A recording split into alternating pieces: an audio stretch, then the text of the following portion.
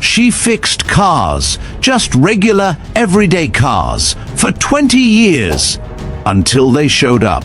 A tactical vehicle slammed to a stop. Navy SEALs piled out, eyes scanning her dusty garage. Why? Their top-secret vehicle, a military superweapon on wheels, was dead in the water. Not just broken, but a total catastrophic failure that no one else could touch. What this unassuming mechanic did next wasn't just a repair, it was an impossible diagnosis that unraveled her hidden past and ignited a chain of events you won't believe. Conspiracy, secret skills, lives on the line. You're about to find out. Smash that like button, subscribe to Veteranbiker, and hit the notification bell. Let us know where you're tuning in from in the comments below. For 20 years, Sarah Miller had been a ghost in her own life, a shadow moving through the familiar, grease-stained landscape of Rizzo's auto repair in River Bend, Oregon. Her days were a quiet rhythm of clanking wrenches, the metallic scent of oil, and the low rumble of pickup trucks needing their regular service. She was just another mechanic, her hands calloused, fingernails permanently smudged with motor oil, her face often streaked with grime that matched the worn-out coverall she lived in. Riverbend was a town that valued predictability, and Sarah, with her quiet efficiency and unassuming demeanor, fit perfectly into its rhythm. She changed oil, rotated tires, and handled the everyday wear and tear of civilian vehicles with a practiced ease that never drew undue attention. Her skills were exceptional, yes, but she intentionally kept them just beneath the surface, enough to be competent, never enough to be noticed. The perpetual hum of the air compressor in the corner of the garage, the distant clang of metal from the bay where Mark Jensen was wrestling with an exhaust pipe, the soft clatter of Chris Adams' organizing tools. These were the sounds that defined her existence now. They were a comfort, a constant reminder of the normal, mundane life she had painstakingly built, brick by quiet brick, to replace the cacophony of a past she desperately wanted to forget. Each greasy bolt she tightened, each dirty filter she replaced, was a small, deliberate act of burying the extraordinary. Then the world tilted. The low, guttural growl started far down the street, growing steadily louder, deeper, unlike anything that usually navigated Riverbend's sleepy avenues. It wasn't the roar of a souped-up muscle car, nor the familiar rumble of an 18-wheeler. This was something else. A sound that vibrated not just in the air, but deep in Sarah's bones, stirring echoes of a life she'd sworn off. A monstrous Oshkosh JLTV, its angular, armored silhouette looking impossibly out of place against the backdrop of quaint Oregon storefronts, slowly, deliberately, turned into the gravel lot of Rizzo's auto repair. Its tires, wider and more aggressive than any civilian vehicle, crunched loudly over the loose stones. The sun, usually bathing the garage in a cheerful glow, seemed to glint off its desert-tan armor with an ominous, military precision. Sarah felt a familiar, unwelcome tightness in her chest.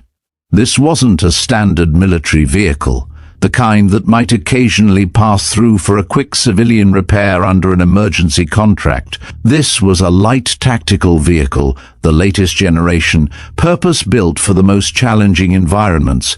Its presence here was not just unusual, it was a blaring siren of unwelcome attention. 3 figures emerged from the JLTV, their movements economical, their posture rigid with training. They wore the unmistakable combat fatigues of Navy SEALs, their tactical vests bearing the insignia of Naval Special Warfare Command. Their eyes, accustomed to scanning hostile landscapes, swept over the innocent clutter of the garage with the methodical precision of operators assessing a potential threat zone. The tallest of the 3, Commander Ben Carter, walked with a presence that seemed to shrink the already bustling garage bay. His desert combat boots, despite the dusty Montana roads outside, were polished to a mirror shine, a stark contrast to Sarah's own perpetually stained work boots. Behind him, Petty Officer David Jones and Chief Warrant Officer Alex Diaz flanked the entrance, their stances radiating an almost palpable readiness, their gazes missing nothing. "I specifically requested your most experienced diesel mechanic." Carter's voice cut through the humid air of the garage, each word measured and deliberate, like a blade. His steel-grey eyes fixed on Sarah, who stood motionless beneath the raised JLTV, her weathered hands gripping the vehicle's frame, not someone playing mechanic with YouTube tutorials. The sudden silence that followed was deafening. Even the perpetual hum of the air compressor seemed to pause, as if the machines themselves were holding their breath. Sarah's co-workers, Mark Jensen, Chris Adams and Lena Rodriguez, suddenly found their tools and workbenches fascinating. Their eyes were fixed anywhere but on the confrontation unfolding in Bay 3 where Sarah stood. Frank Rizzo, the 68-year-old owner, emerged from his cluttered office, sweat beading on his forehead despite the industrial fans churning overhead. Lou had seen enough confrontations in his 40 years of running the garage to recognize when a situation was about to go sideways. His weathered face carried the expression of a man calculating whether he was about to lose his most lucrative military contract. "Commander Carter!" Frank's voice carried a diplomatic tone that didn't quite mask his nervousness. "I apologize for any confusion. Let me get Mark to handle your vehicle personally. He's been with us for 15 years. And your advertisement claimed expert mechanics capable of handling specialized military equipment," Carter interrupted, his steel-grey eyes never leaving Sarah's face. Behind him, Petty Officer David Jones shifted his weight slightly, the movement causing his tactical gear to creak softly. "What I see is amateurs and charity cases." The words hung in the air like toxic smoke. Sarah felt each syllable burn, not because of her gender. She'd faced that kind of discrimination for 2 decades, but because they assumed she was hired out of pity rather than skill. She'd heard variations of this dismissal countless times since arriving in Riverbend 20 years ago. But today, something felt different. Today, the uniform across from her carried a weight that civilian insults never could. Her hands, scarred from countless repairs and countless memories she tried to forget, slowly released their grip on the JLTV's frame. These weren't just any hands. The thin white line across her left palm told the story of shrapnel from an IED outside Helmand. The slight tremor in her right index finger was a souvenir from a convoy ambush in Mosul. Her fingernails, permanently stained black with oil and grease, bore testament to 20 years of deliberately hiding skills that once made her one of the Air Force's most valuable assets. In the shadowy space beneath the vehicle, Sarah closed her eyes for just a moment. The familiar smell of diesel fuel and hydraulic fluid, usually a comfort, now triggered a flood of memories she'd spent 2 decades trying to suppress. Memories of armored vehicles in desert compounds, of midnight repair missions under enemy fire, of being the only person who could diagnose critical failures when lives hung in the balance. The weight of the vehicle she'd been working under suddenly felt crushing, not because of its physical mass, but because of the immense, suffocating presence of her past. She had deliberately buried her exceptional abilities under layers of mundane, everyday tasks. She had sought the safety of being underestimated, the anonymity that came with being just another grease-stained mechanic. But the sight of this JLTV, this cutting-edge piece of military hardware, combined with the dismissive arrogance of the SEALs, triggered an instinct she thought long dead. Her eyes snapped open. She placed her palm flat against the cool metal of the JLTV's undercarriage, focusing not just on the physical structure, but on the subtle vibrations, the unseen language of the machine. She felt the almost imperceptible tremor, listened to the faint irregular hum that whispered beneath the general ambient garage noise. She closed her eyes again, letting her other senses take over. The faintest whiff of a metallic tang, not just oil but something sharper, like blood mixed with iron, tickled her nose. It was a smell she knew well, the smell of metal tearing under stress, a prelude to catastrophic failure. This was not just a diagnostic process, it was a communion, a conversation she hadn't allowed herself to have in too long. Point of interest, Chan Don Bang Jak Kwan. Sarah leaned in, her ear almost touching the differential housing. She heard it then, a faint rhythmic sing-song in the whirring of the gears. A harmonic resonance that was subtly off-key. It was a tiny, almost imperceptible lament, a whisper of impending doom that would be lost on anyone not trained to hear the symphony of a healthy engine. She knew exactly what it meant. She opened her eyes, her gaze now piercing, no longer evasive.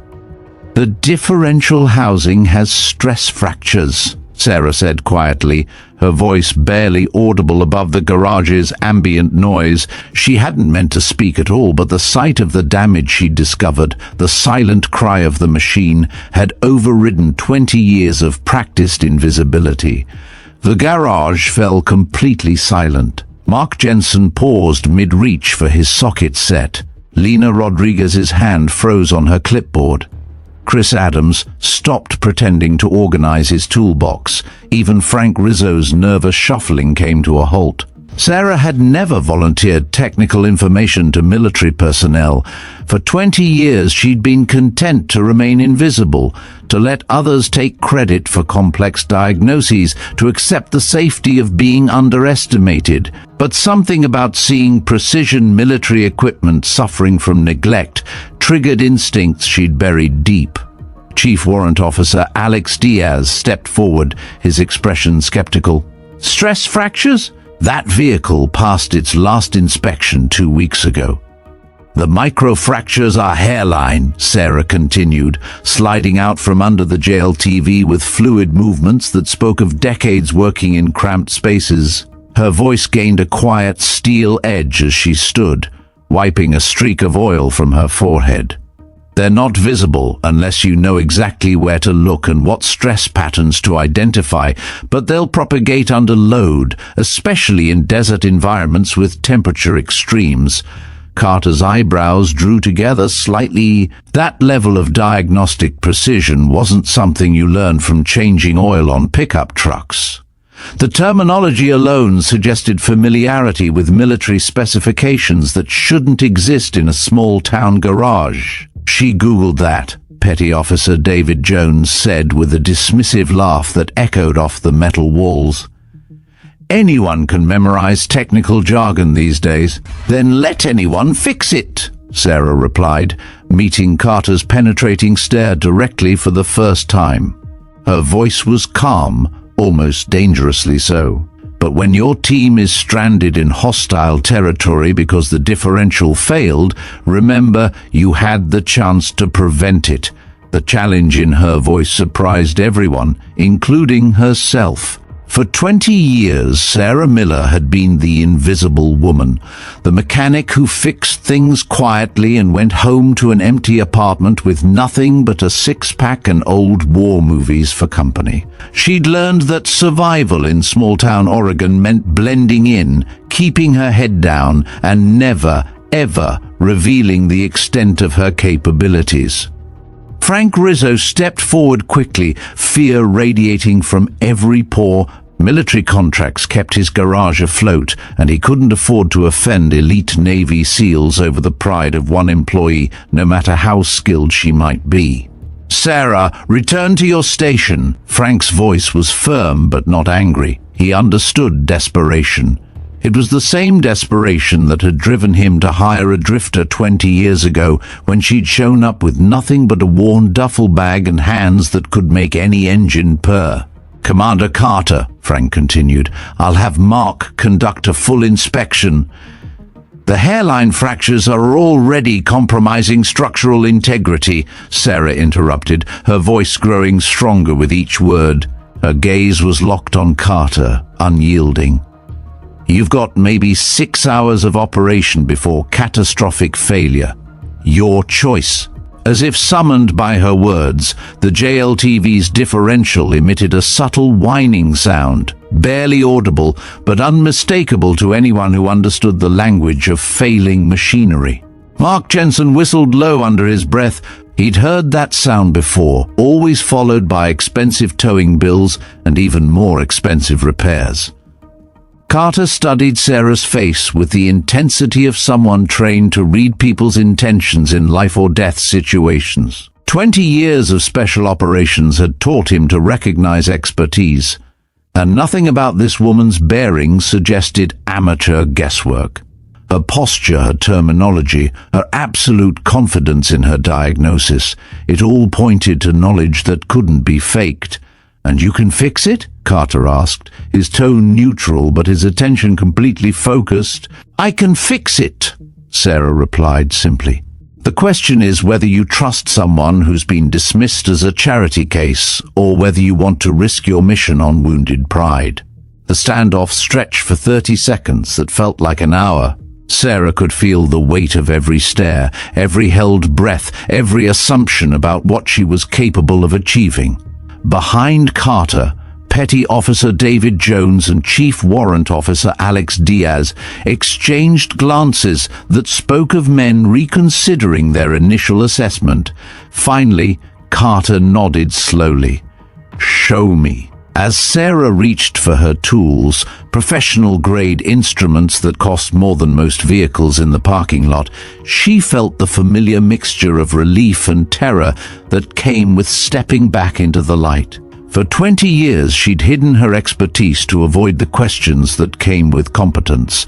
But today, under the scrutinizing gaze of 3 Navy SEALs, Sarah Miller was about to remember exactly who she used to be. The differential housing told its story in stress patterns that spoke fluent metallurgy to eyes trained to read failure before it became catastrophic.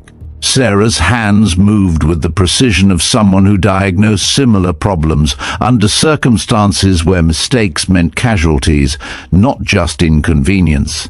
She was about to discover that some skills, once learned, never truly fade. They just wait patiently for the right moment to resurface. Sarah Miller's personal toolkit emerged from her locker like artifacts from a buried civilization. Each instrument bore the weight of history, precision torque wrenches calibrated to military specifications, diagnostic equipment that most civilian garages couldn't afford, and specialized tools that spoke of experience far beyond small-town automotive repair. Mark Jensen, Chris Adams, and Lena Rodriguez watched in stunned silence as Sarah laid out equipment they'd never seen before, despite working alongside her for years. "Where did you get all that?" Chris whispered to Lena, his voice carrying a mixture of awe and confusion. Lena shook her head, equally bewildered. In 5 years of working next to Sarah, she'd never seen anything more sophisticated than standard socket sets and basic diagnostic scanners emerge from that battered locker. The woman they thought they knew was revealing layers of complexity that challenged everything they'd assumed about their quiet colleague. Sarah seemed oblivious to their stares as she connected a military-grade diagnostic interface to the JLTV's computer system. Her movements were economical and precise, betraying a familiarity with the equipment that spoke of thousands of hours of practice. This wasn't someone who'd learned from manuals. This was someone who'd lived and breathed this technology, whose muscle memory was ingrained with the rhythm of these machines. Commander Ben Carter watched every motion with the focused intensity of a predator evaluating potential prey. 20 years of special operations had taught him to recognize expertise, and everything about Sarah's bearing contradicted her supposed background as a small-town mechanic. The way she held her tools, the confidence in her movements, the casual familiarity with military equipment, it all suggested a depth of experience that didn't match her current circumstances. "Run a full diagnostic," Carter ordered, his voice carrying the authority of someone accustomed to immediate compliance. Sarah's fingers danced across the diagnostic interface with muscle memory that surprised even her. She'd tried to forget these skills, to bury them under 2 decades of oil changes and tire rotations, but they surfaced now like water finding its level, pushing through the carefully constructed dam of her civilian life. The diagnostic screen flickered to life, displaying system parameters and performance metrics that most civilian mechanics would find incomprehensible. "Your transmission fluid is contaminated with metal particles," Sarah said without looking up from the display, her voice flat, factual. "Someone's been using the wrong specification lubricant, civilian grade instead of military standard. It's causing accelerated wear on the synchronizers and creating harmonic vibrations that propagate through the drivetrain." Chief Warrant Officer Alex Diaz stepped closer, his skepticism now mixed with growing interest. "How can you tell all that from a computer readout?" "Because the frequency analysis shows resonance patterns consistent with metal-on-metal contact under specific load conditions," Sarah replied, her fingers pulling up additional screens with practiced efficiency. "The particle count in the differential housing correlates with transmission wear patterns, and the temperature differential between front and rear axles indicates uneven load distribution caused by synchronizer degradation." The technical explanation flowed from her lips like a foreign language she'd once spoken fluently, but had tried desperately to forget. Carter and his team exchanged glances that spoke of professionals, recognizing another professional regardless of current circumstances. Frank Rizzo stood frozen near his office door, watching his supposedly simple mechanic demonstrate knowledge that rivaled certified military technicians. In 20 years, Sarah had never shown this level of expertise, never volunteered complex technical analysis, never revealed the depth of her understanding. She'd been content to change oil, rotate tires, and handle basic repairs while letting Mark and Chris tackle anything more sophisticated. "The contamination pattern suggests you've been operating in dusty environments without proper filtration," Sarah continued, her voice growing more confident as muscle memory overrode 20 years of deliberate mediocrity. "Probably desert conditions with fine particulate matter that's smaller than your current air filter specifications can handle."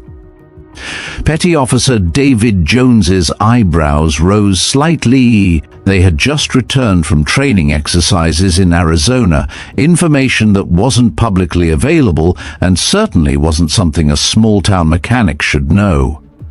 "Lucky guess," Jones muttered, but his tone lacked conviction. "Not luck," Sarah replied, finally looking up from the diagnostic display, her gaze meeting Jones's directly.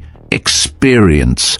Your air filter housing shows wear patterns consistent with frequent filter changes in sandy conditions. The brake components have dust accumulation that's characteristic of desert operations, and your cooling system shows signs of operating in extreme temperatures with inadequate airflow, which happens when you're running convoy formations in confined spaces." The garage fell silent except for the soft hum of the diagnostic equipment.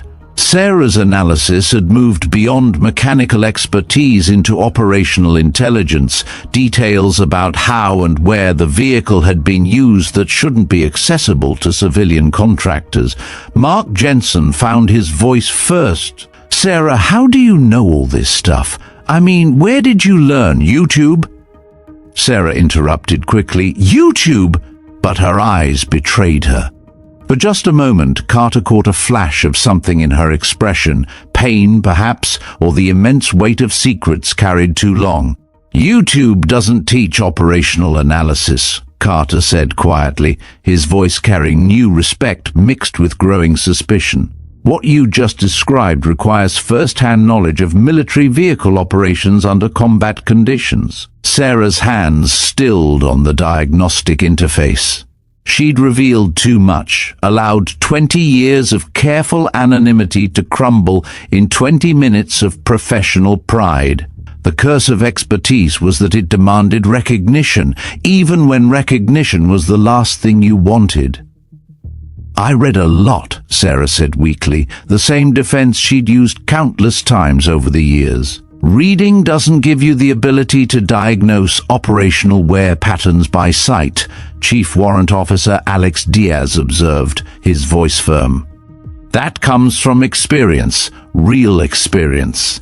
The weight of their attention felt crushing. Sarah had spent 2 decades building a carefully constructed identity as an unremarkable mechanic in an unremarkable town, and she could feel that identity crumbling under the scrutiny of 3 men who specialized in uncovering hidden truths. Frank Rizzo stepped forward, his business instincts warring with growing curiosity about his employee of 20 years.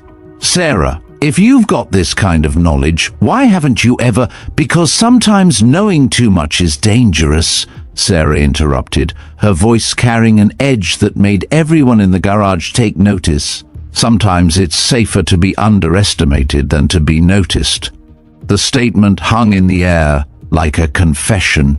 Carter studied Sarah's face with renewed interest, his special operations training helping him read between the lines of her carefully chosen words. People didn't acquire this level of technical expertise and then deliberately hide it unless they had compelling reasons to remain invisible. "The repairs will take about 4 hours, Sarah said, returning her attention to the diagnostic display with deliberate focus. "I'll need to flush the transmission, replace the contaminated lubricants, and recalibrate the synchronizers. The differential housing will require welding to address the stress fractures, but it's repairable." "And you can do all that here?" Carter asked. "I can do all that here," Sarah confirmed, her voice steady despite the chaos in her chest. As Sarah began gathering the tools and materials she'd need for the repairs, Carter pulled Petty Officer David Jones and Chief Warrant Officer Alex Diaz aside for a whispered conference. Their body language spoke of men making decisions about information that needed to be reported up the chain of command. Sarah caught fragments of their conversation, words like background check and security clearance and need to know that sent ice through her veins. She'd known this day would come eventually. 20 years of hiding had been borrowed time, and the bill was finally coming due. But as she looked at the JLTV waiting for her expertise, Sarah realized that for the first time in 2 decades, she felt alive. The familiar weight of specialized tools in her hands, the satisfaction of diagnosing complex problems, the grudging recognition in Carter's eyes, it all reminded her of who she used to be before fear made her forget. The question now wasn't whether her secret would be discovered. The question was whether she was ready to remember who she really was.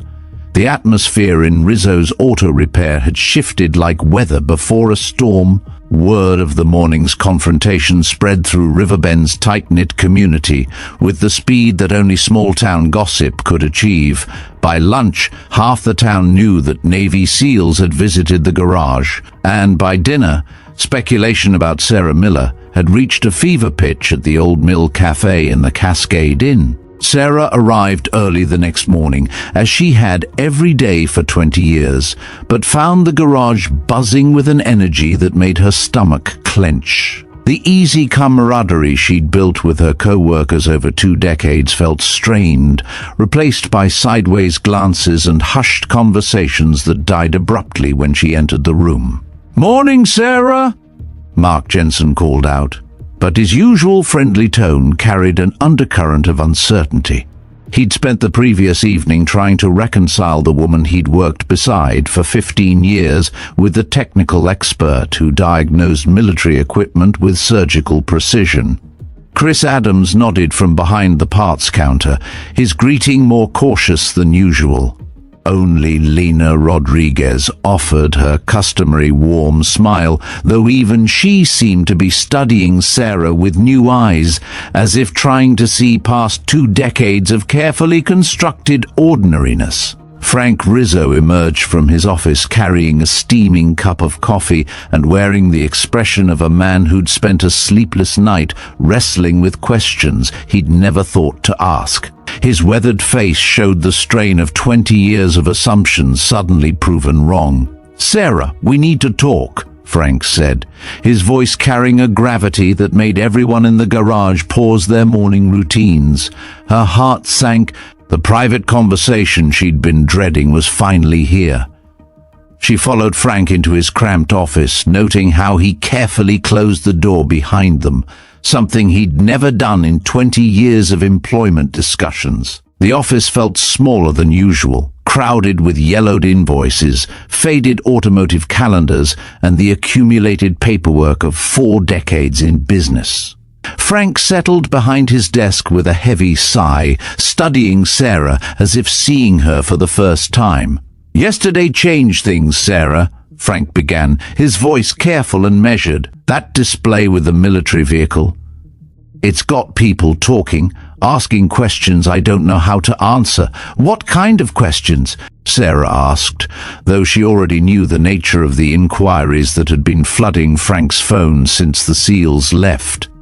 "Questions about what kind of operation I'm really running here," Frank replied, his frustration evident. "Whether I'm employing people under false pretenses, whether there's something I should know about my staff that could affect my licenses, my insurance, my contracts." The words stung because they revealed how quickly fear could transform 20 years of reliable service into a liability. Sarah had been Frank's most dependable employee, never missed a day, never caused trouble, never complained about wages or working conditions, but none of that mattered when mystery threatened the stability of a small business.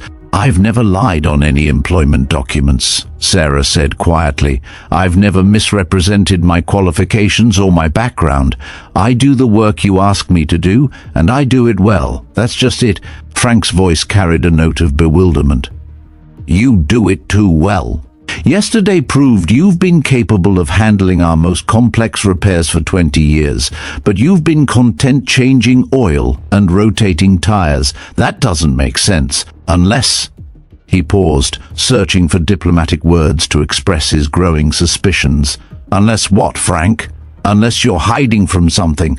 Unless there's a reason you don't want people to know what you're really capable of." The accusation hung between them like a loaded weapon.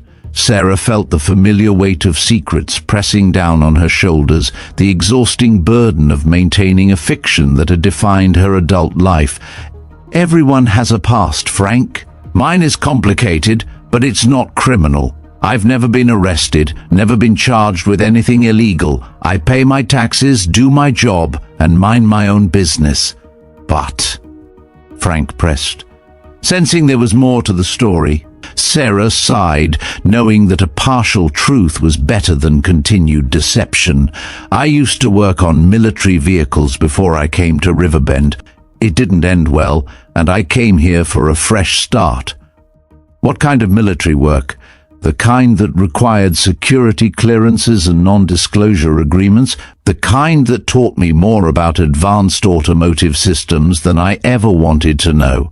Frank leaned back in his chair, processing this information while calculating its potential impact on his business. Military experience wasn't necessarily problematic, but the secrecy surrounding it raised questions he wasn't sure he wanted answered.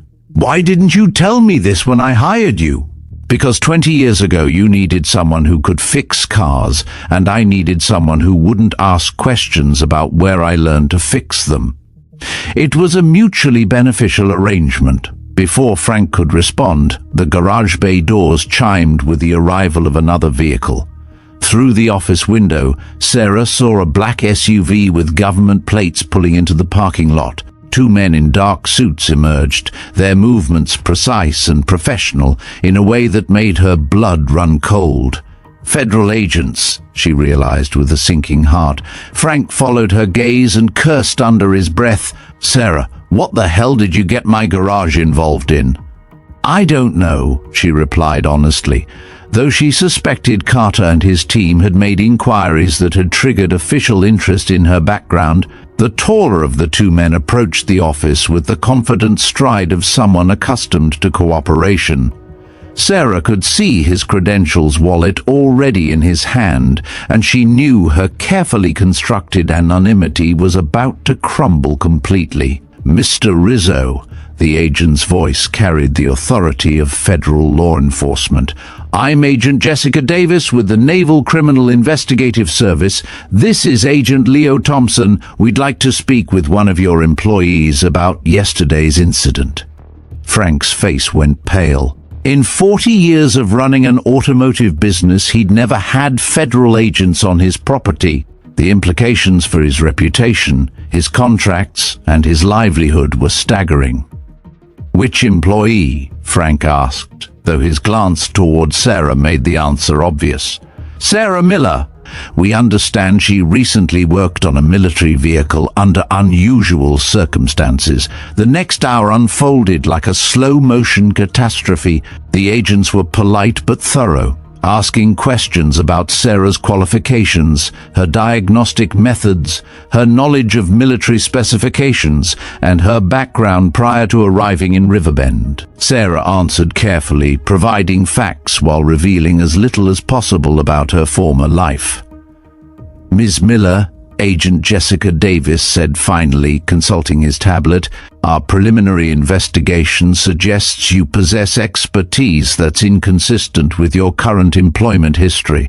We're not accusing you of wrongdoing, but we need to understand how a civilian mechanic demonstrates knowledge of classified vehicle systems." "I don't have access to classified information," Sarah replied honestly. "I diagnosed a mechanical problem using publicly available technical knowledge and 20 years of experience. The specific vulnerabilities you identified aren't commonly known," Agent Leo Thompson interjected. "They represent security-sensitive information about military vehicle weaknesses." Sarah felt trapped between honesty and self-preservation. Admitting her true background would invite scrutiny she couldn't afford, but continuing to deny her expertise would only make her appear more suspicious. "I stay current with automotive technology," she said lamely. "I read technical journals, study repair manuals, attend training when possible." The agents exchanged glances that spoke of professionals recognizing evasion when they heard it. Agent Jessica Davis pulled out a thick folder, flipping through what appeared to be extensive documentation. "According to our records," Davis said slowly, "Sarah Miller appeared in Riverbend 20 years ago with minimal documentation of her previous existence. No employment history, limited credit records, no significant digital footprint before arriving in Oregon. That level of anonymity requires considerable effort. Sarah's carefully constructed identity was unraveling in real time. She'd been so focused on hiding her military background that she'd made herself interesting to people whose job was investigating anomalies. I value my privacy," she said. "Privacy is one thing," Agent Leo Thompson replied, "but this level of obscurity suggests someone with compelling reasons to avoid scrutiny." Through the office window, Sarah could see Mark Jensen, Chris Adams, and Lena Rodriguez pretending to work while obviously straining to hear the conversation. Their faces showed the mixture of curiosity and concern that came with watching a colleague's life implode in federal custody. Frank Rizzo sat slumped in his chair, probably calculating the cost of a government investigation to his small business. Military contracts had kept the garage profitable for decades, and losing them would mean financial ruin for a man nearing retirement. "I think," Sarah said quietly, "I need to make a phone call." The agents nodded. "We'll wait." As Sarah stepped outside the garage, her hands shaking as she scrolled through contacts she hadn't used in 20 years, she realized her quiet life in Riverbend was over. The past she'd tried so hard to escape was about to collide with the present she'd built, and she wasn't sure either would survive the impact. Sarah Miller's fingers trembled as she found the contact she'd hoped never to use again. General Thomas Vance, her former commanding officer from Fort Bragg Airfield. The number was 20 years old, probably disconnected, a relic from a life she had meticulously dismantled. But it was her only link to a world she'd tried to forget. As the phone rang, a cold dread settled in her stomach. She watched through the garage windows as federal agents questioned Frank Rizzo, while her co-workers pretended to work, their furtive glances a constant reminder of the implosion her life had become. General Vance's office. This is Sergeant Major Jenkins. The crisp military efficiency in the voice transported Sarah back 2 decades instantly. The sound alone was a physical jolt, a jarring return to a past she had meticulously walled off. "I need to speak with General Vance," Sarah said, her voice a little steadier than she expected. "Tell him it's Master Sergeant Sarah Miller calling about Operation Vigilant Shield maintenance protocols." The pause that followed told her everything.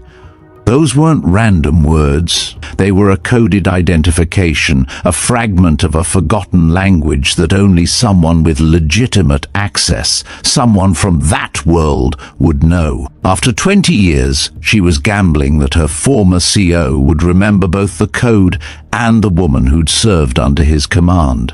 "Please hold, Sergeant Miller." The use of her former rank sent a shiver down her spine. She hadn't been called sergeant in 20 years, had almost convinced herself that identity belonged to someone else entirely. But standing in the Oregon sunshine, with federal agents dissecting her carefully constructed civilian life, Sarah felt the immense weight of her military past settling back onto her shoulders like an old uniform that still fit perfectly. "Sarah, is that really you?" General Thomas Vance's voice carried the same authority she remembered, though age had added a gravelly quality that spoke of decades in command positions. The fact that he'd taken her call personally without hesitation confirmed her suspicions. Her former unit was still classified enough to warrant immediate attention from senior officers. "Yes, sir. I'm sorry to contact you after all these years, but I have a situation." "Where are you calling from?" "Riverbend, Oregon. I've been working as a civilian mechanic for 20 years, but NCIS agents are asking questions about my background after I diagnosed problems on a Navy SEAL vehicle. An Oshkosh JLTV?" The silence stretched for nearly 30 seconds. Sarah could picture Vance processing the implications, a former special operations mechanic surfacing after 2 decades of anonymity, federal agents investigating her current activities, and the potential security concerns that came with both scenarios. "Sarah, I need you to listen carefully." Vance's voice was firm, devoid of pleasantries. "Don't say anything else over an unsecured line. Give me your exact location, and I'll have someone there within 6 hours. Until then, cooperate with the agents, but do not volunteer information about your service record." "Sir, I just need to know if I'm in trouble. These agents seem to think I have access to classified information because I know military vehicle systems." "You do have access to classified information, Miller," Vance replied bluntly, cutting through her anxious questioning. 20 years doesn't erase what you learned or saw during your deployment. The question is whether you've compromised that information, intentionally or otherwise.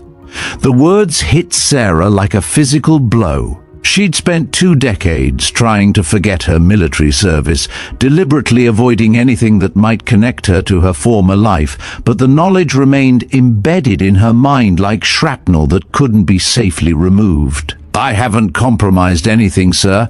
I've been careful, too careful. We'll discuss this in person. Sit tight, keep your mouth shut, and remember that you took an oath that doesn't have an expiration date." The line went dead, leaving Sarah staring at her phone while processing the chilling implications of Vance's words. She wasn't just a former mechanic with specialized knowledge. She was a security asset who'd been living under unofficial cover for 20 years. Her anonymity hadn't been hiding from the military, it had been protecting military secrets. Inside the garage, Agent Jessica Davis was reviewing documents with Frank Rizzo while Agent Leo Thompson took photographs of Sarah's work area. The methodical efficiency of their investigation suggested this wasn't a routine inquiry.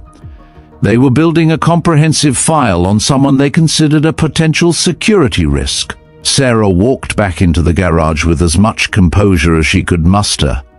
The federal agents looked up expectantly, clearly hoping her phone call had provided answers to their questions.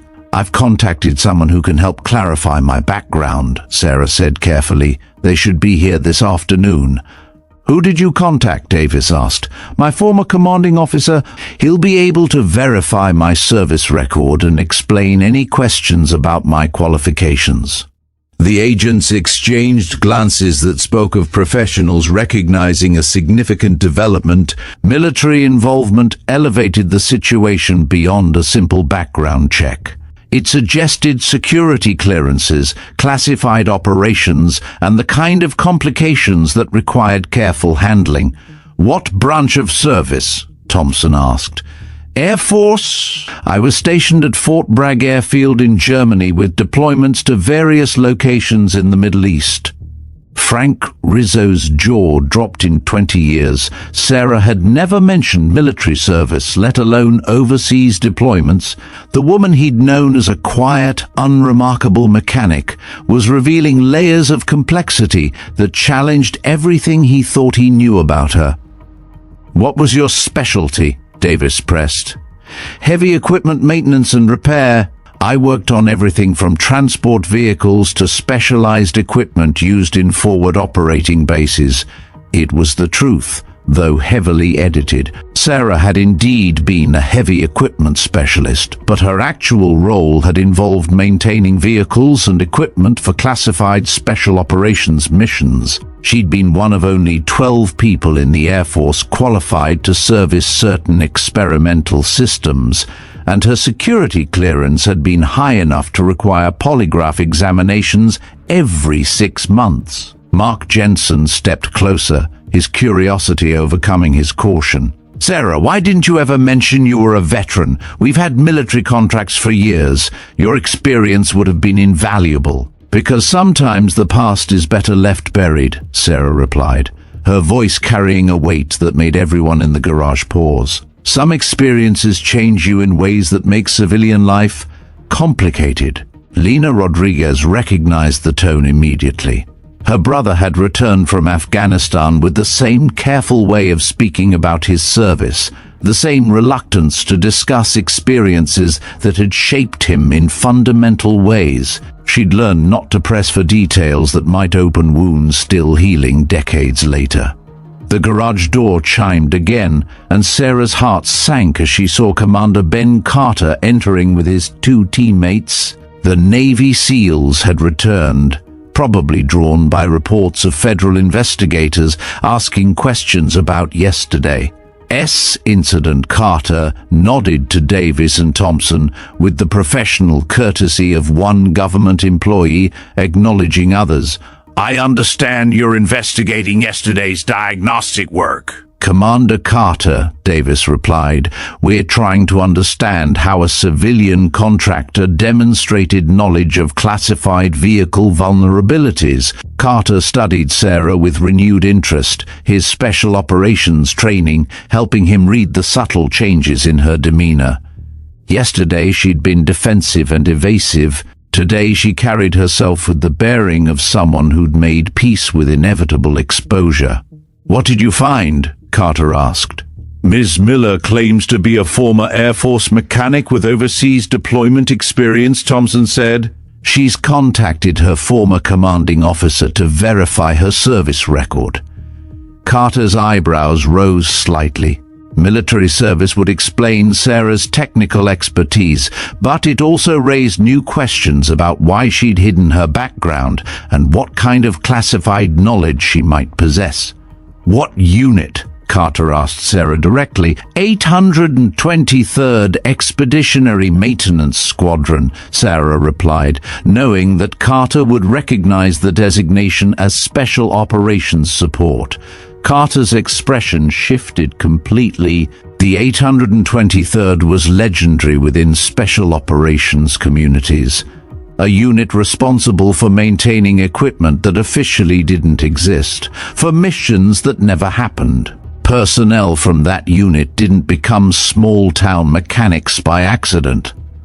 "Holy hell," Petty Officer David Jones whispered, earning sharp looks from the federal agents. "Language, Petty Officer," Carter said automatically, but his attention remained fixed on Sarah.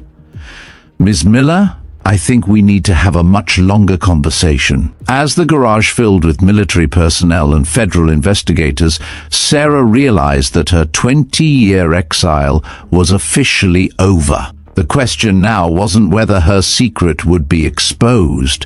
It was whether she was ready to face the consequences of living a lie for 2 decades. Outside, storm clouds were gathering over the Oregon mountains, and Sarah couldn't shake the feeling that the weather was about to match the chaos engulfing her carefully ordered life. The black helicopter appeared over the Oregon horizon like a mechanical vulture, its rotor wash bending the prairie grass as it settled onto the makeshift landing zone behind Rizzo's auto repair.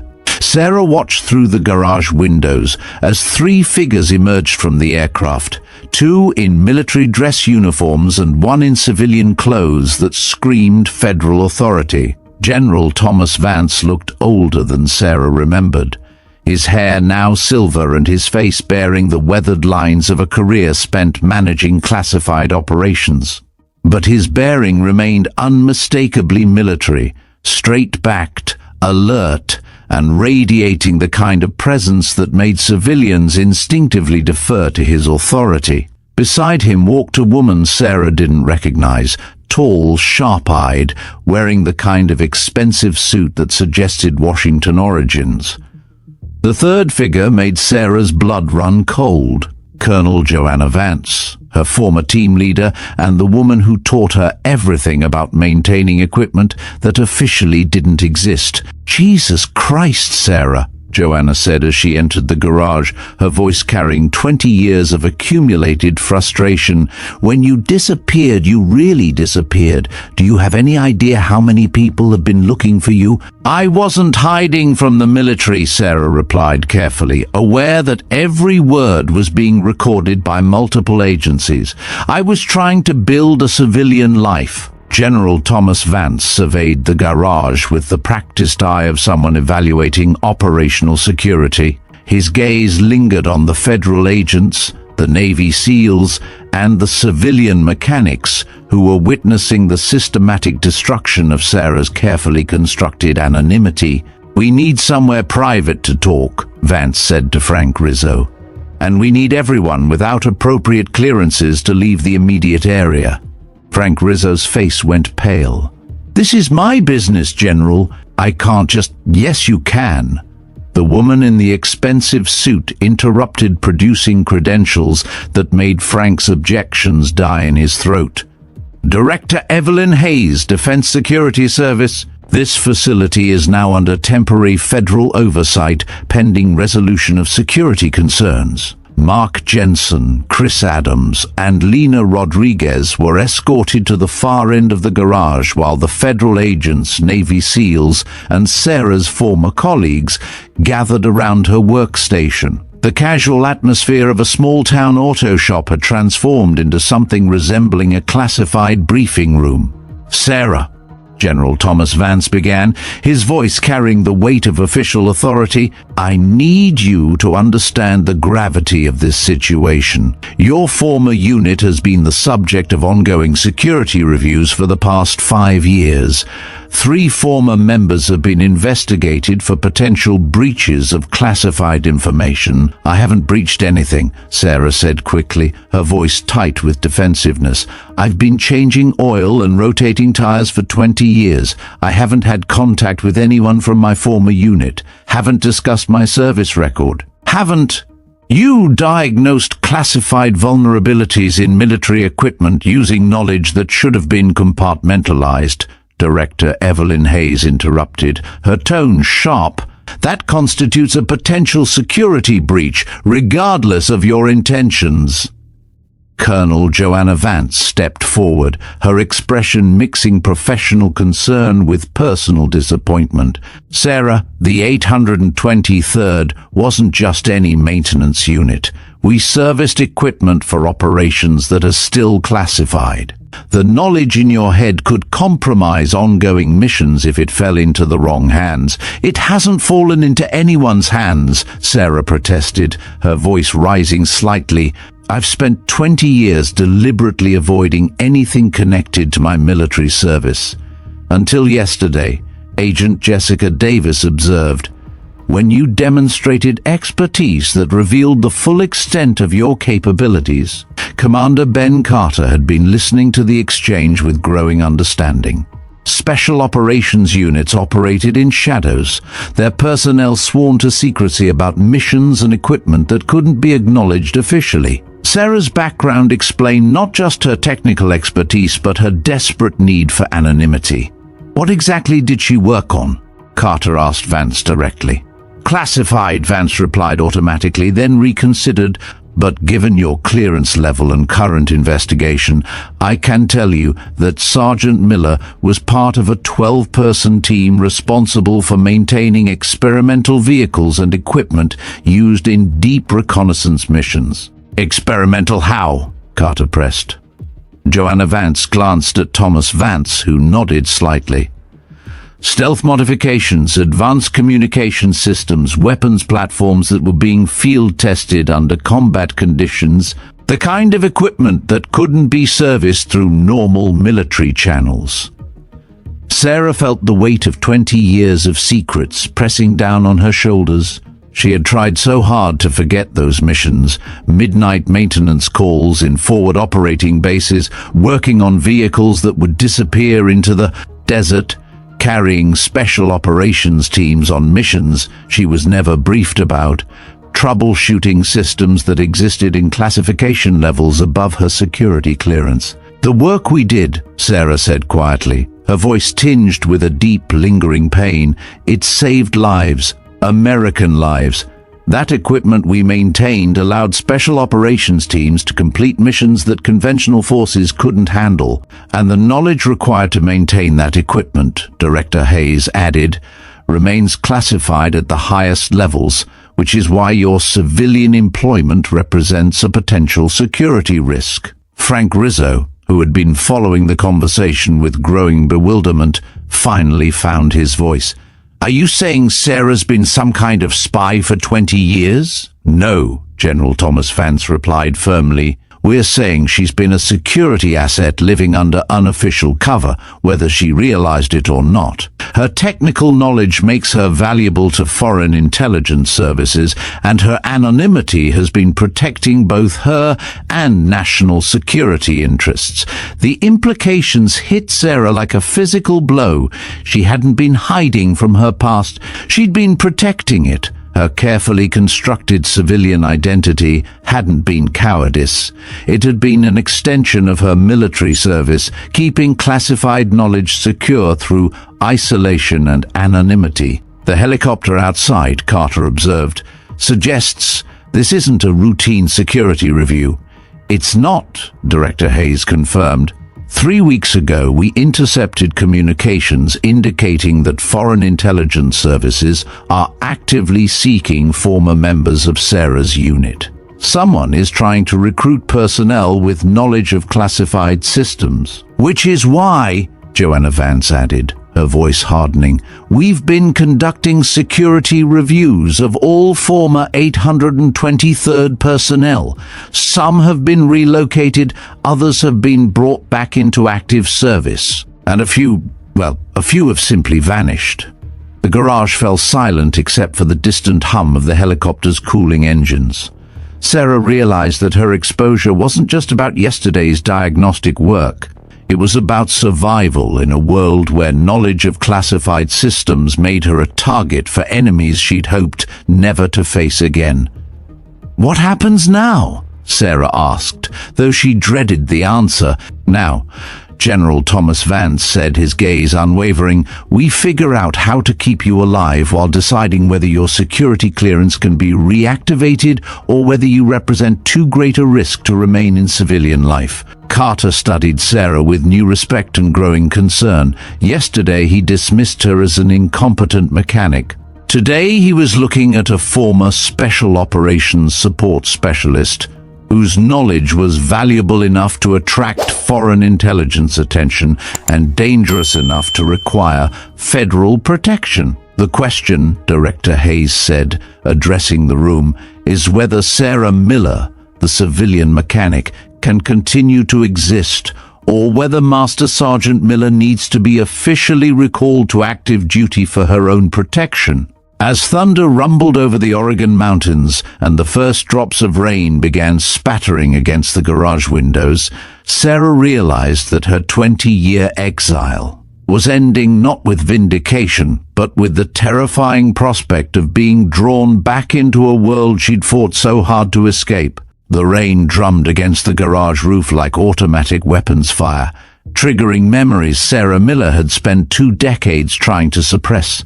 She stood in the center of a circle formed by federal agents, Navy SEALs, and her former military colleagues, feeling like a defendant awaiting a verdict in a trial where the charges kept changing. The air, thick with unspoken truths and the scent of damp concrete, felt suffocating. "Before we discuss your future," General Thomas Vance said, his voice cutting through the ambient noise of the storm, "we need to address why you disappeared in the first place. Your service record shows an exemplary career right up until your discharge, but the circumstances of your departure were unusual."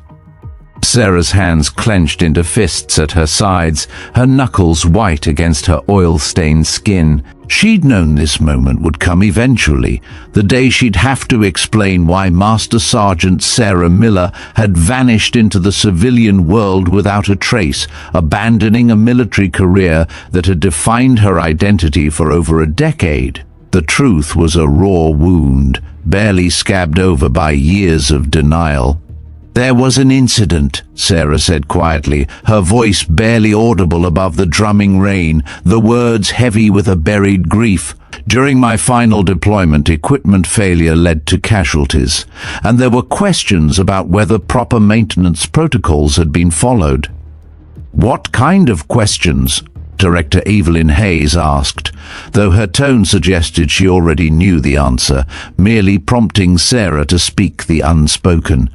Sarah closed her eyes, allowing herself to remember the morning that had changed everything. Forward Operating Base, Griffin, Afghanistan, 2008. A convoy of experimental reconnaissance vehicles, including the cutting-edge Oshkosh JLTVs, preparing for a classified mission into insurgent territory, equipment she'd personally certified as mission-ready. The image was as vivid as if it happened yesterday. The dust-choked air, the nervous energy of the troops, the metallic gleam of the vehicles. 3 vehicles from the 823rd Maintenance Pool were involved in an IED attack during a special reconnaissance mission, Sarah continued, her voice growing stronger despite the pain of remembering. 1 vehicle's armor plating failed catastrophically. 2 soldiers died, Corporal Evans and Sergeant Miller. 3 more were critically wounded. Colonel Joanna Vance shifted uncomfortably, clearly remembering the same incident, the weight of the past pressing down on her too. The investigation found that the armor plating had been improperly installed, Sarah interrupted, her voice carrying 20 years of accumulated guilt, each word a confession ripped from her soul. "By me. I had followed the manufacturer's specifications exactly, but those specifications were wrong. The bolt pattern for the armor attachment points had been incorrectly translated from metric to standard measurements." Commander Ben Carter studied Sarah's face, recognizing the expression of someone who'd carried survivor's guilt for decades. Special operations personnel were intimately familiar with equipment failures that cost lives and the brutal psychological aftermath that followed. He saw not a weak woman, but a soul tormented by a burden she believed was hers alone. A measurement error? Agent Jessica Davis observed, a hint of skepticism still in her voice. That hardly seems like grounds for disappearing from military service. You don't understand, Sarah replied, her voice growing heated, a flicker of her old fire returning.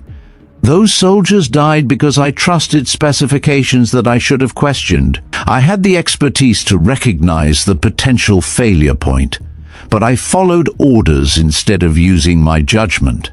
I signed off on it. Their lives were in my hands. That's not how the investigation concluded, General Thomas Vance said carefully, his voice gentle but firm.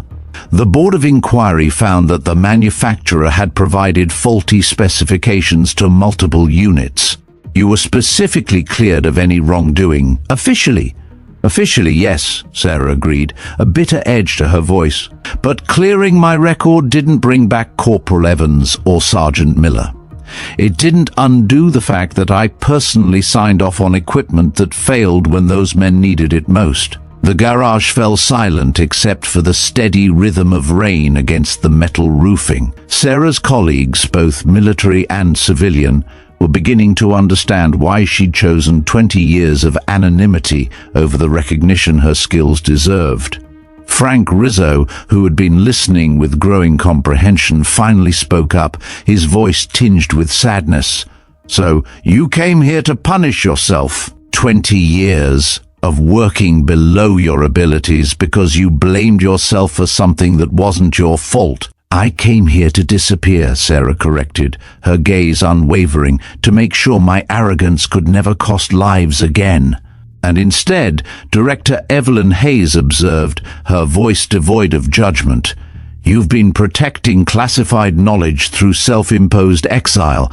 Your guilt became an inadvertent security protocol." Lena Rodriguez, who had been standing quietly with the other civilian mechanics, stepped forward despite Agent Davis's gesture for her to remain back.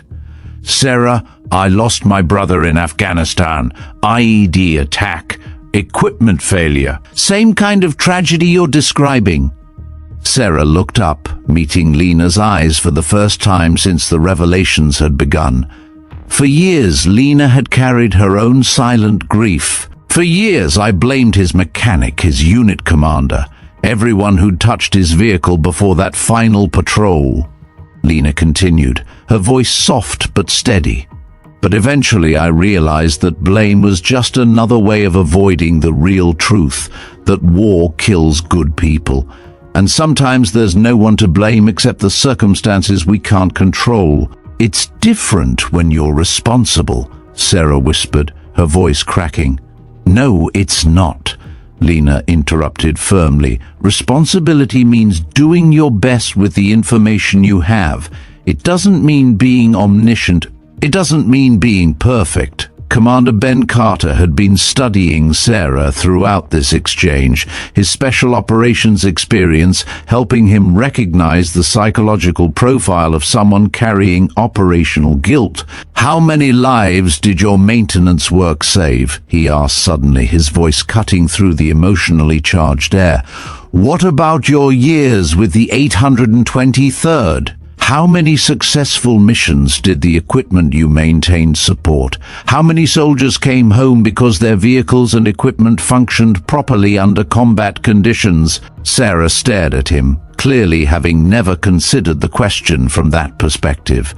"Hundreds," Colonel Joanna Vance answered for her, her voice now filled with a fierce pride.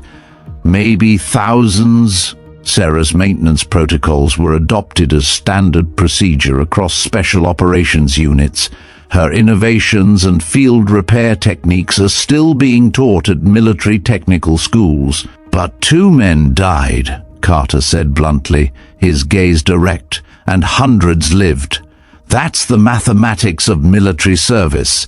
You can't save everyone, but you can save who you can." The question is whether you're going to honor those you saved or spend the rest of your life mourning those you couldn't. General Thomas Vance consulted his tablet, scrolling through what appeared to be extensive documentation. Sarah, there's something else you need to know about those specifications. The manufacturer's error wasn't accidental. The company was later investigated for providing intentionally flawed technical data to military contractors as part of a foreign intelligence operation. Sarah felt the ground shift beneath her feet. "What are you saying?" she breathed, the words barely escaping her lips. "I'm saying you were sabotaged, Sarah," Vance replied grimly. "The bolt pattern error was designed to cause exactly the kind of failure that killed those soldiers. You followed specifications that were deliberately wrong, provided by enemy agents working within the defense industry." "Jesus," Petty Officer David Jones whispered, his voice full of disbelief. "She's been blaming herself for 20 years for an enemy action." The revelation hit Sarah like a physical blow.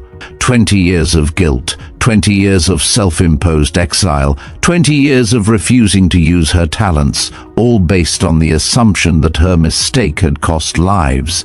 The truth was that enemy agents had cost those lives, using her dedication to proper procedures as a weapon against American forces.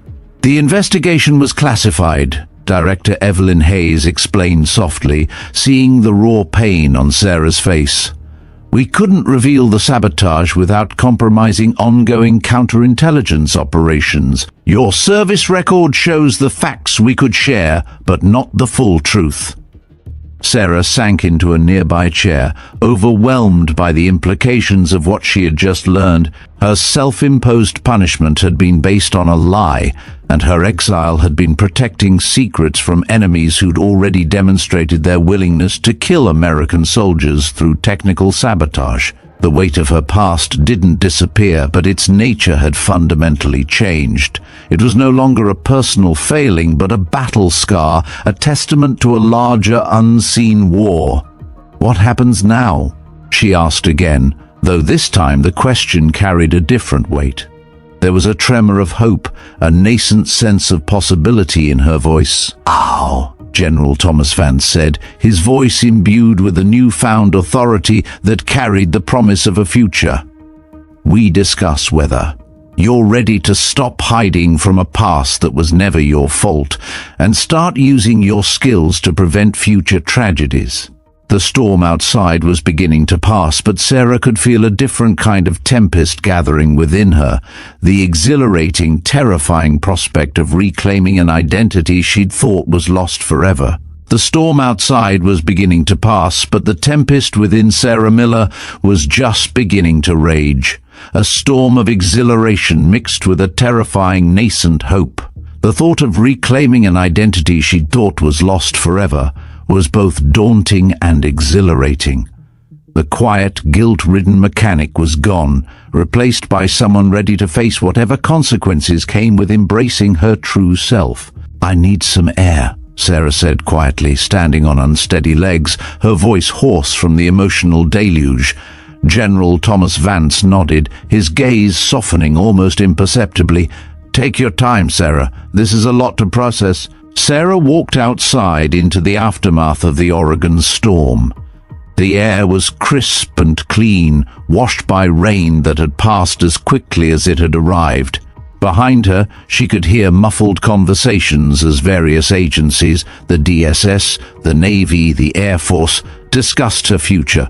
But for the moment, she needed silence, needed to reconcile the woman she'd been with, the woman she was becoming. Mark Jensen appeared beside her, his coveralls still stained with the honest work of automotive repair. He held a steaming cup of coffee out to her, a gesture of quiet camaraderie. 20 years, he said simply, his voice filled with a mixture of awe and disbelief. 20 years you've been here, and we never knew. "I didn't want you to know," Sarah replied, taking the coffee. Its warmth was a small comfort against the chill of uncertainty. "I thought I was protecting everyone by staying invisible." "From what?" Mark asked, shaking his head. From knowing that one of the most skilled mechanics in the country was working in our garage, from understanding that we had a genuine hero changing oil and rotating tires. I'm not a hero, Mark. Heroes don't get people killed. The old familiar ache surfaced, a reflex of the ingrained guilt. According to what we just heard, you didn't get anyone killed, Mark countered gently, his tone firm. Enemy agents did. You were just the weapon they used, and you've been punishing yourself for their crime. The simple clarity of Mark's words cut through 20 years of psychological complexity. Sarah had been so focused on her perceived failure that she'd never considered herself a victim of enemy action. The soldiers who died had been casualties of war, not casualties of her incompetence. Chris Adams and Lena Rodriguez joined them outside, their faces showing the mixture of curiosity and concern that came with watching a colleague's entire identity shift in real time. "So what happens now?" Chris asked. "Do you go back to the military? Do you leave Riverbend?" "I don't know," Sarah admitted, looking out at the clearing sky. "For 20 years I've known exactly who I was and what I was doing. Now I feel like I'm starting over again." "Good," Lena said firmly, stepping closer and placing a hand on Sarah's arm. Her gaze was steady, understanding. "Starting over means you get to choose who you want to be instead of letting guilt make the choice for you." Through the garage windows, Sarah could see heated discussions taking place between her former commanding officer, the federal agents, and the Navy SEALs. Occasionally, gestures in her direction suggested she was the primary topic of conversation. Frank Rizzo emerged from the garage, his face showing the strain of having his quiet business transformed into a federal incident. "Sarah, they want to talk to you again. Something about job offers and security clearances and opportunities that sound way above my pay grade." Sarah nodded, straightening her shoulders with a new decisiveness that surprised even herself. The 20-year victim was gone, replaced by someone ready to face whatever consequences came with reclaiming her true identity. Inside the garage, the various officials had arranged themselves around her workstation like a military briefing. General Thomas Vance held a tablet displaying what appeared to be official documentation, while Director Evelyn Hayes consulted a thick folder marked with classification stamps. "Sarah," Vance began, his voice calm and authoritative, "we've been discussing your options. Given the security concerns and your demonstrated expertise, several agencies have expressed interest in bringing you back into federal service." "What kind of service?" Sarah asked, her voice clear. "The Pentagon is offering to reinstate your security clearance and bring you back as a senior technical advisor," Director Hayes replied, her tone professional. "You'd be working on next-generation military vehicle systems, applying lessons learned from 20 years of field experience to improve equipment design and maintenance protocols." Commander Ben Carter stepped forward, his posture relaxed but attentive. "Naval Special Warfare Command has a different proposal. We need someone who understands both the technical specifications of our equipment and the real-world conditions our teams face. Your combination of engineering expertise and practical experience is exactly what we're looking for in a civilian contractor." "Contractor work means you'd keep your civilian status," Colonel Joanna Vance added, a hint of a smile on her face. "But you'd be working on classified projects with appropriate security oversight. It's a way to serve without returning to active duty." Sarah looked around the garage that had been her home for 2 decades, at the tools and workbenches that had been her refuge from a past she'd thought was shameful. The irony wasn't lost on her. The place she'd chosen to hide her abilities was now being offered as the foundation for reclaiming them. "There's a third option," General Thomas Vance said carefully, his eyes fixed on Sarah. "You could stay here in Riverbend and establish a civilian training facility for military mechanics, a place where active duty personnel could learn advanced diagnostic and repair techniques from someone with both theoretical knowledge and practical experience." "You mean Turn the garage into a school? Frank Rizzo asked, his business instincts suddenly alert, his eyes wide with a mixture of confusion and dawning realization. A specialized training center, Director Hayes clarified. With appropriate security measures and federal funding, Frank's garage would become the primary facility, but the program would be Sarah's to design and implement. The proposal hit Sarah like lightning. She could stay in the community that had become her home, maintain the relationships she'd built, and use her expertise to train the next generation of military mechanics. It was a way to honor both her past service and her civilian growth. What would that look like? Sarah asked, a tremor of excitement in her voice.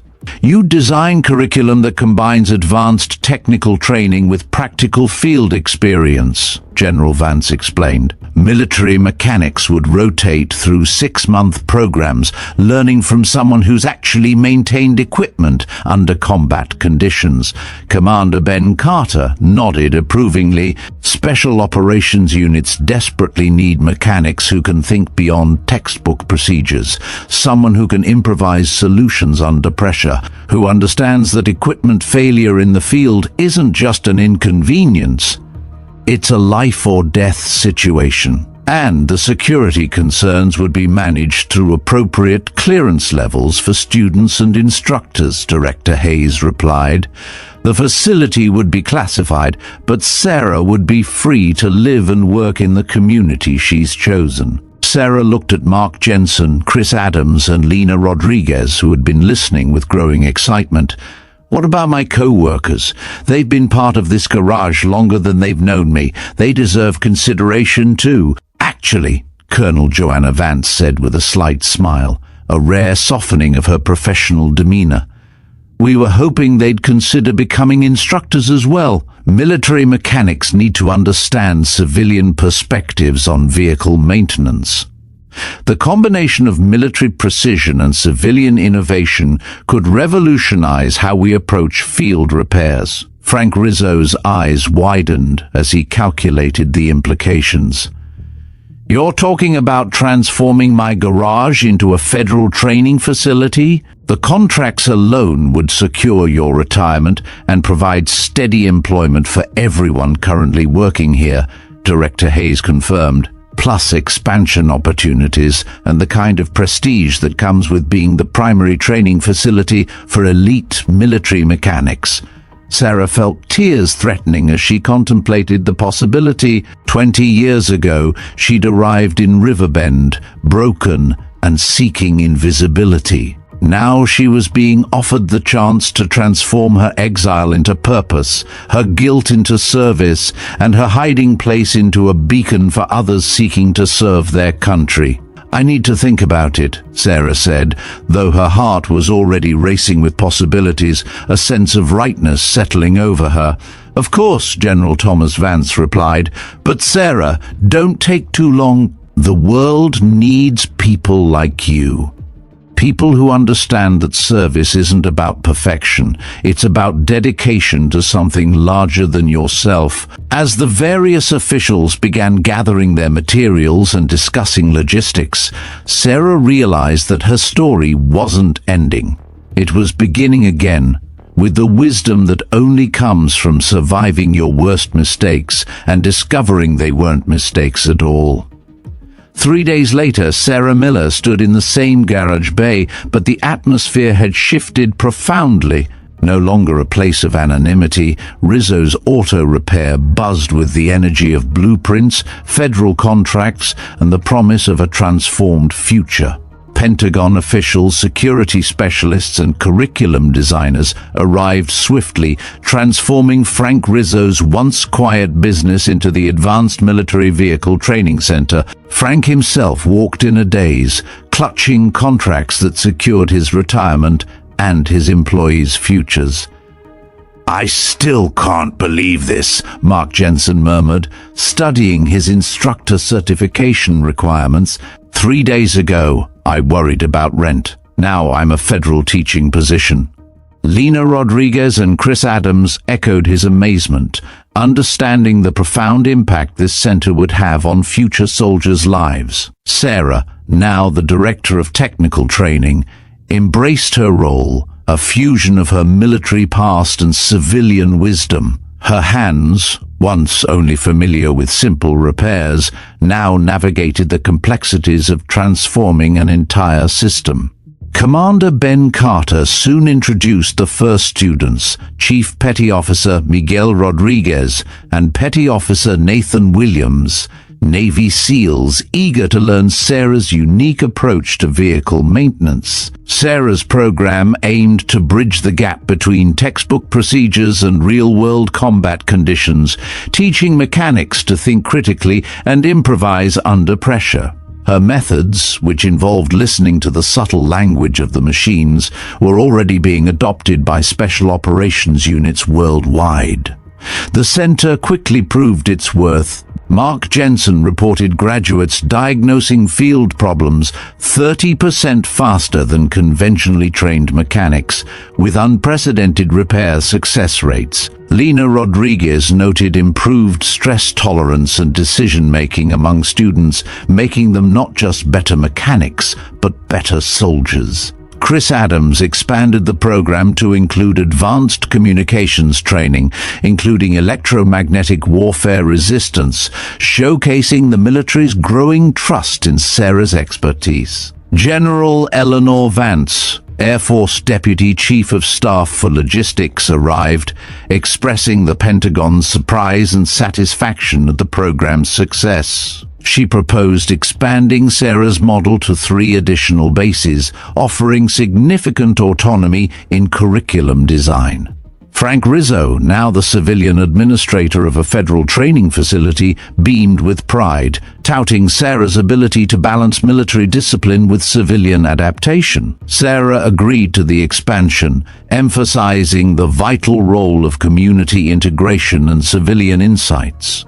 As the delegation departed, discussing implementation timelines, General Thomas Vance informed Sarah of another honor, the Distinguished Service Medal. The Air Force wished to acknowledge her invaluable contributions with the 823rd Expeditionary Maintenance Squadron, lifting the classification restrictions that had prevented recognition for 2 decades. Sarah, who had never sought medals, found deep meaning in Lena Rodriguez's words, "Let the Air Force thank you on behalf of all the soldiers who came home because of your work." Healing, Sarah realized, was also about allowing gratitude.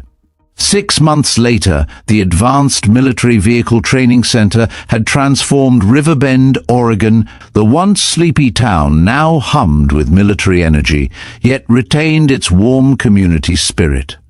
Sarah Miller watched Chief Petty Officer Miguel Rodriguez teach, his lessons infused with her unique methods. The center's success was undeniable, with graduates excelling in the field, influencing equipment decisions, and becoming sought-after Brooks mechanics. At the Pentagon, a year later, Sarah stood on stage in her Air Force dress uniform, the Distinguished Service Medal heavy against her chest. She saw Mark, Lena, Chris, and Frank in the audience, beaming. The Air Force Chief of Staff hailed her as a model of technical excellence, whose innovations had saved countless lives and revolutionized military training. After the ceremony, young service members approached, sharing how Sarah's program had transformed their skills and leadership. Chief Petty Officer Miguel Rodriguez, now a Master Chief, spoke of mission planning and equipment selection, crediting Sarah's analytical training. Frank Rizzo called with news. Riverbend's Main Street was being renamed Master Sergeant Miller Boulevard, a testament to her profound impact on the town. The wrench that had fallen in Rizzo's garage 18 months ago had set in motion a transformation not just for Sarah, but for hundreds of military personnel. Her 20-year exile, once a burden of guilt, had become preparation for a purpose she never imagined. She had learned that service wasn't about perfection, but about resilience, dedication, and the courage to transform past mistakes into a better future for others. Here's an outro crafted to be engaging and meaningful. As requested, what an incredible journey we've witnessed today. From the quiet obscurity of a small-town garage to the highest echelons of military innovation, Sarah Miller's story is a powerful reminder that true strength often lies hidden, waiting for the moment to emerge. Her path, marked by misplaced guilt and relentless dedication, ultimately reshaped not just her own life, but the very future of military readiness. Sarah's transformation from a solitary mechanic to an architect of change shows us that service isn't always about grand gestures on the battlefield. Sometimes it's about the quiet pursuit of excellence, the courage to confront painful truths, and the willingness to share your unique gifts to uplift others. It's about finding redemption not by erasing the past, but by building a better future upon its lessons. This is Veteranbiker, and we believe every wrench, every weld, every quiet act of dedication has the power to make a difference. If Sarah's incredible story resonated with you, if it sparked something within you, please subscribe to our channel and give this video a like. Your support helps us bring more inspiring tales of resilience and purpose to light. What did you take away from Sarah's journey? We'd love to hear your thoughts in the comments below. And don't stop here. We have 2 more standout stories waiting for you right now on your screen. Just click and check them out. Thank you for watching. And remember, the greatest transformations often begin in the most unexpected places.